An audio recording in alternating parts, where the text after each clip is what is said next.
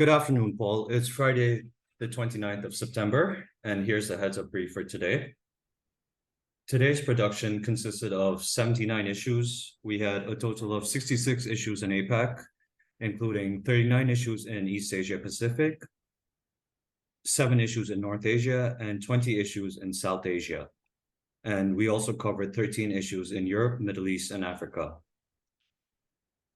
Okay, thanks. Go ahead, Uday.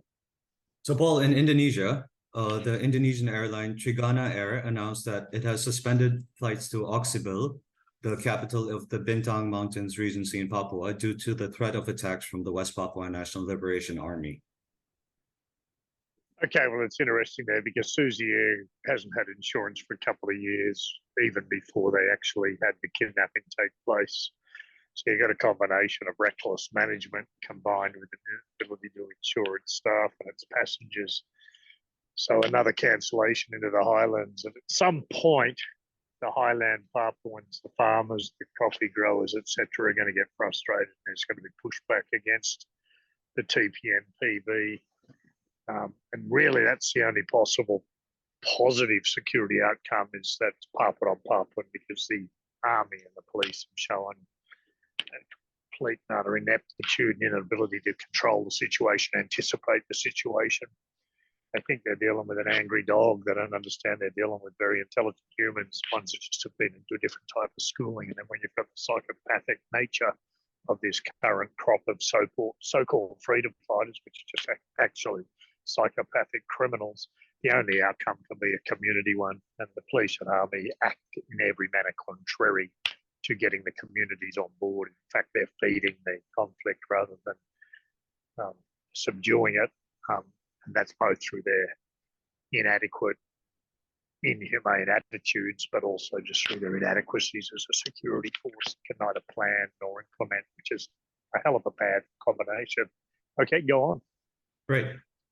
Also in Indonesia, the Home Affairs Minister, Tito Karnavian, yesterday said that the National Police will map out potential conflict areas ahead of the 2024 elections. Security forces will be deployed in specific areas based on their level of vulnerability. Well, look, I think you'd have to say, well, they're probably a little bit late to be doing that after 6 election cycles. One would hope they kind of already know that.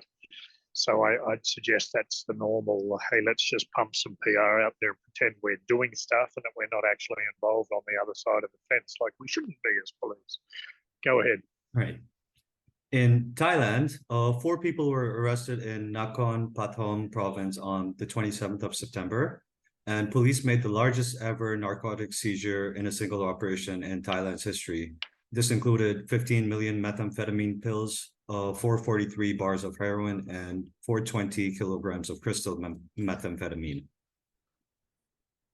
This is really interesting because there was another drug operation there just a couple of weeks ago at Nakhon Pathom. I can't remember the date, but get someone to dig it up. At the time, I said, let's start mapping this out because it's an unusual location for drug busts. To get drugs there, they have to go through a myriad of police checkpoints from the Golden Triangle or from the western border of Myanmar, or from if they're coming in via the seaport or the airport. So it's a really unusual location. You couldn't possibly have that amount of drugs out there without coverage from security type forces, particularly guys in police coloured uniforms. So it's an extraordinary thing. We need to keep piecing this together and mapping it out. And I mean literally mapping out these incidents, because we need to be able to draw some conclusions at some point. I need to meet with the special good folk in the criminal investigative areas to see where they believe it's coming from. Okay, but in the interim, let's start mapping this out, get the last few busts. There's been a lot up on the northwest, the Golden Triangle, and then there's a lot in the Nakhon Pathom. It leaves a lot of undotted points between the two, okay? Great, Paul. I'll get the team on it and we'll send you a map early next week with the latest drug busts. Thank you. Yeah, mid next week will be fine. Wednesday, close of business, okay? Yeah, sure. We'll do it, Paul. In India, Thank you. yeah. In India, Karnataka police have deployed security forces to maintain law and order during the statewide strike today over a water sharing dispute between Karnataka and Tamil Nadu. Protesters had earlier tried to disrupt operations at the Kempegowda International Airport in Bengaluru, where some flights were delayed. This is a long-standing issue, and these tensions are coming at the forefront ahead of next year's elections. Okay, thanks, Uday. In Pakistan, the Tehreek-e-Taliban Pakistan claimed that a new militant outfit joined the group. The Tehreek-e-Taliban Pakistan has said that over 40 groups have joined them since 2020. And since the Taliban's takeover of Afghanistan, the Tehreek-e-Taliban Pakistan have become more active in rest of areas of Pakistan, and they've been increasing their operational capabilities. And do you think the fact that they're stating 40 other militant groups have joined them, is that PR trying to make themselves look more capable than they are, or do you think it's factual? It's a bit of both. It might not be 40, but they have been getting more capable. Last year, they did conduct a suicide bombing attack in Islamabad, and they did conduct notable attacks in Karachi, which is outside of their traditional areas of operation. So they have been getting stronger over the last 2 years, Paul.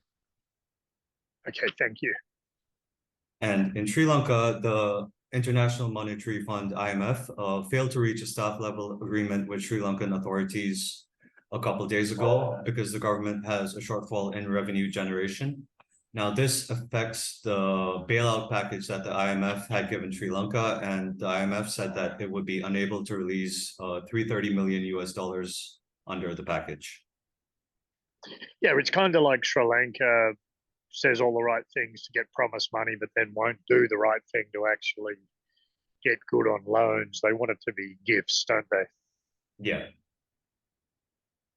And they still want to renegotiate a lot of their debts. Yeah, whilst wanting to take on more. Yeah.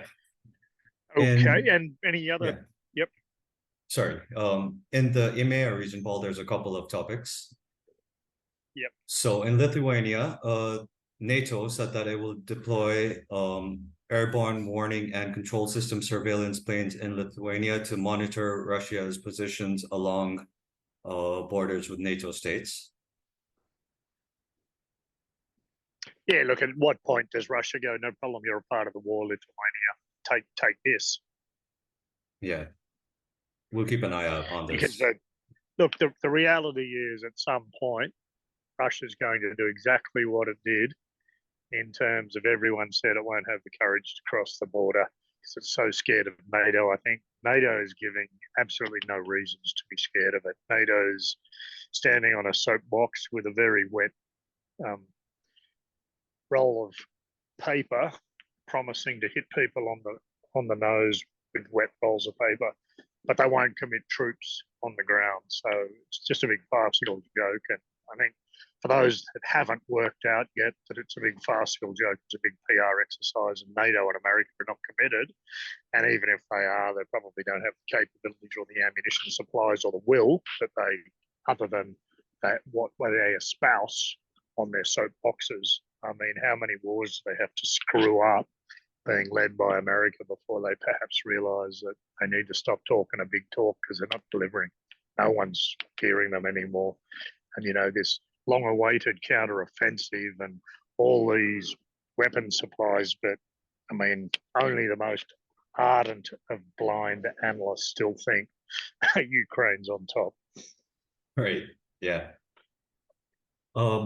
Regarding Turkey, Turkey signed an agreement with Moldova for the supply of natural gas from the 1st of October. And Turkey will supply up to 2 million cubic meters of gas daily to Moldova. This is after Russia cut its supplies of gas to Eastern Europe and Moldova specifically. So Turkey's kind of filled in the plug here. Now, is that a Turkey just acting as a distributor there, or are they actually producing it? Is it sourced in Turkey? I think some of it is, but I'll get you more details on this by the end of day today, Paul, of where it could potentially be coming from. Yeah. If you could, I just need to know that as a as I'm analysing a few different things in terms of Russia's decreased supply and where the possible fills can come in. So I'd like to know current production of countries that can actually supply instead of Russia and how much known reserves they've got. So get someone onto that for an hour or two just to build up a matrix of data for us. Yep. Sure, Paul, we'll do that. Because I need to work out whether that's purely a PR activity or it's a potential alternate supply and what impact it could potentially have Russia's ability to make money. Right. We'll get you that. And on a related note, in Nigeria, which is one of the places that Europe has been hoping to replace Russian gas supplies with and build a pipeline from Nigeria to the north coast of Africa, which will eventually go to Europe. In Nigeria, workers affiliated with the Nigeria Union of Petroleum and Natural Gas Workers will go on an indefinite nationwide strike from the 3rd of October. This is over the increase in the cost of living after the fuel subsidies were removed in the country 4 months ago. Okay, it'll be interesting to see how that fans out. Like you said, given their critical nature in replacing Russian supply in accordance with the Western visionaries. I say that with scorn on my face. All right, mate, what else? Right. Paul, that's a heads up brief for today. Anything else from you? No, look, if you could just ask someone to send me the final heads up brief on audio, I'd like to have a listen to it myself again later on, okay? Yep, sure, we'll do that, Paul. Thanks. Great. Thanks. See you. Bye-bye.